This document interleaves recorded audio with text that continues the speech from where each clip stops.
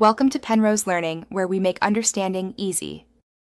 In this video, I will explain how to make meringue candy.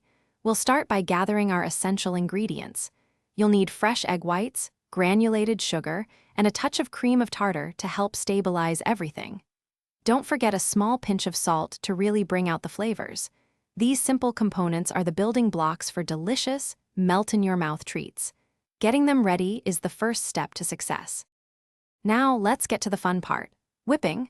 Begin by beating your egg whites until they reach a soft peak stage. Then, slowly incorporate the granulated sugar, adding it 1 tablespoon at a time. This gradual addition is key for a stable meringue. Keep whipping until the mixture is wonderfully stiff and glossy, forming beautiful peaks that hold their shape perfectly. This creates the ideal base for your candy. With your meringue ready, it's time to shape them. You can use a piping bag with your favorite tip for elegant designs, or simply spoon dollops onto a parchment-lined baking sheet. Remember to leave a little space between each one. Baking is a slow process. A low oven temperature for an extended period ensures they dry out properly, becoming wonderfully crisp and light. Patience is key here. Once baked, the cooling process is crucial. Turn off your oven and leave the meringues inside with the door slightly ajar.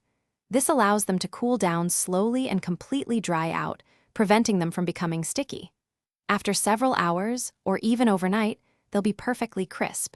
Store your delightful meringue candies in an airtight container at room temperature to maintain their texture for up to 1 week. Enjoy your sweet creations. Thanks for watching. If this was helpful, leave a like and consider subscribing. See you next time.